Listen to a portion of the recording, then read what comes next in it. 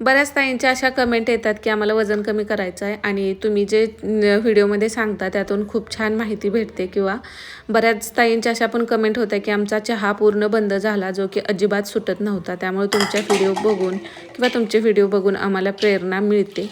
तर तशा पद्धतीचेच व्हिडिओ बनवा जेणेकरून आम्हाला वजन कमी करण्यासाठी मदत होईल. तर आता 8-10 दिवस झालं माझं डाएट काय झालं नाही रेग्युलर, पण तरी पण मी तुमच्यासोबत शेअर करते की जेणेकरून तुम्हाला फायदा होईल. आता माझं वजन एवढं काय ओव्हरवेट नाही की मला खूपच असं स्ट्रिक्ट डाएट करून कमी करायचं आहे.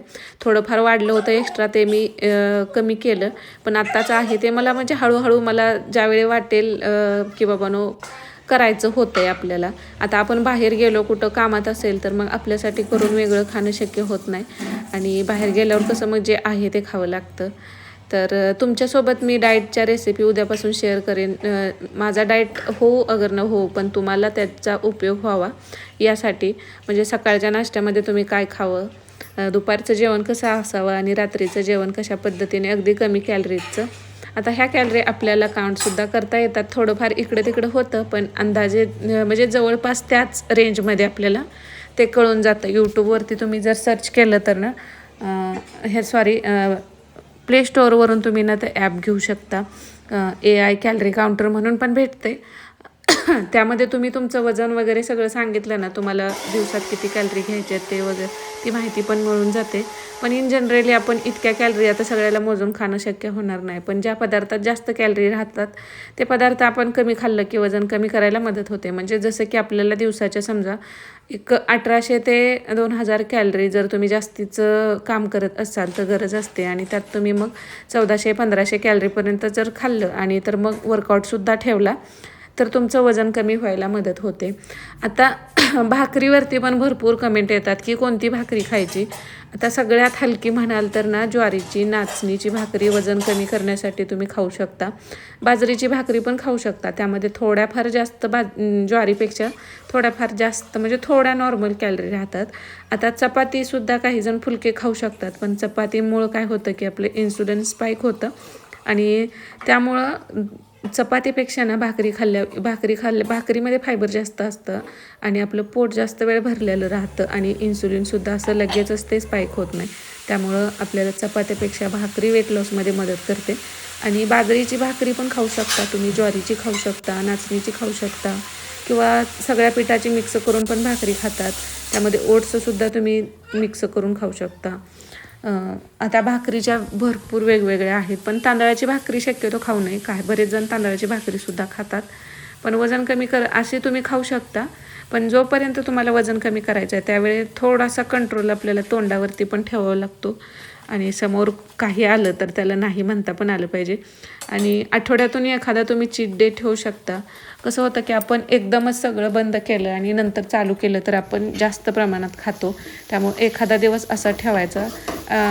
समजा तुम्ही रविवारचा चीट डे ठेवला ना तर तुम्ही एक टाईम आहे दुपारच्या जेवणात किंवा सकाळच्या नाश्त्यामध्ये तुम्ही चीट करू शकता आणि संध्याकाळी लाईट खाऊ शकता. जेणेकरून तुमचं वजनसुद्धा म्हणजे तुम्ही चीट डे झालं तरी पण तुमचं वजन जास्त वाढणार नाही. थोडंफार एक्स्ट्राचं वाढतंच. तुम्ही जर एक्स्ट्रा कॅलरी घेतल्या थोडंसं गोड खाल्लं तर मग कॅलरीजचा बॅलन्स बिघडतो आणि वजन वाढत असतं. पण चीट डे ठेवला एका दिवशी तर ठीक आहे. त्या दिवशी ना वर्कआउट मग तुम्ही सकाळी पण व्यायाम करा, संध्याकाळी पण व्यायाम करा, खाल्लेलं पण मग ते पचून जाईल.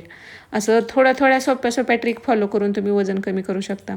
आता बऱ्याच जणींना असं आहे की चहा सुटत नाही तर चहा ना हळूहळू कमी करा. आता बऱ्याच जणींना एकदम चहा सोडणंसुद्धा खूप त्रासदायक होतं, म्हणजे ते शक्य होत नाही. चहाचं पण ते एक प्रकारे व्यसनच आहे.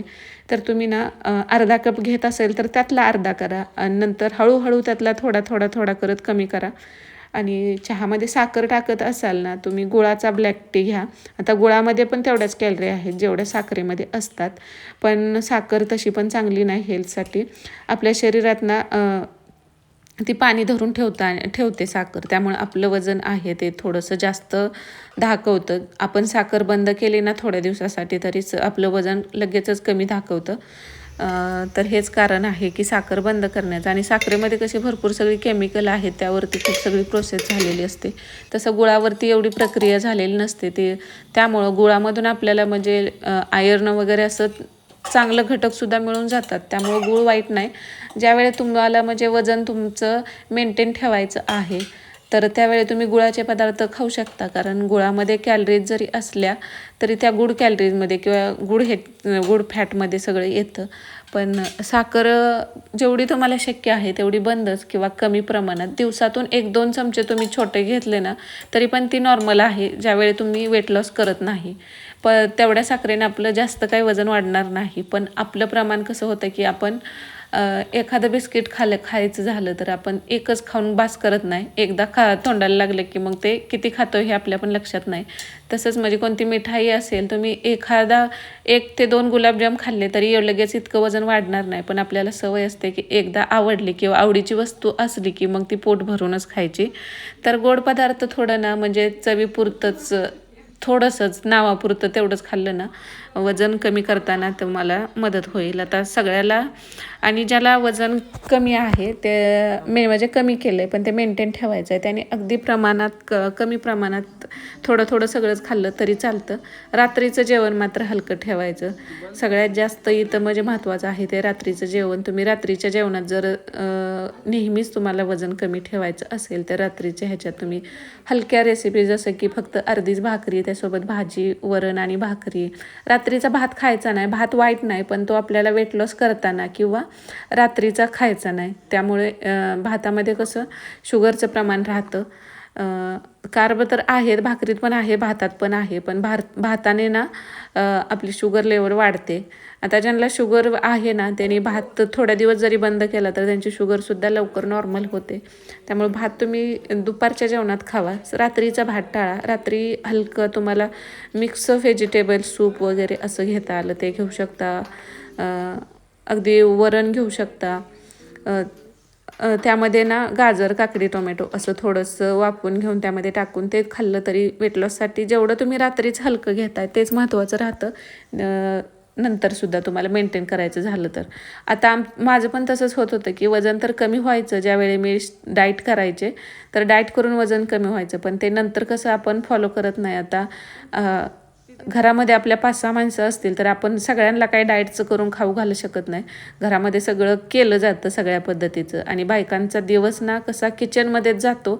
सारखं हे बनवायचं ते बनवायचं. त्यामुळे बायकांना थोडं वजन कमी करणं अवघड पडतं, कारण दिवसभर म्हणजे ते पदार्थ तुमच्या डोळ्यासमोरच राहतात.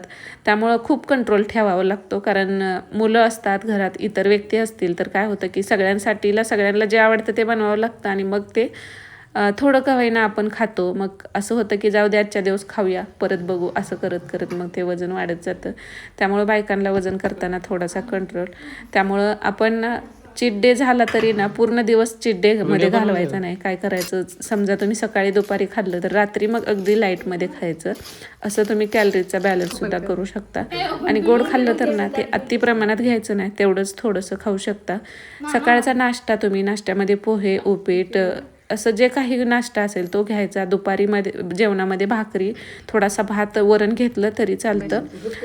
दही वगैरे घेऊ शकता. आणि रात्रीचं जेवण तुम्ही अगदी हलकं ठेवायचं आहे. जसं की ओट्सच्या रेसिपी असतील, चिला, बेसन चिला, मिक्स व्हेजिटेबल चिला अशा पद्धतीचं घेऊ शकता. आता उद्यापासून ना मी तुमच्यासोबत डेली म्हणजे तुम्ही सकाळ, दुपार, संध्याकाळ काय खावं जेणेकरून अगदी कमी कॅलरीज जातील आणि तुमचं वजन पण कमी होईल आणि पोट पण भरलेलं राहील, त्यावरती मी शेअर करेन. श्री स्वामी समर्थ.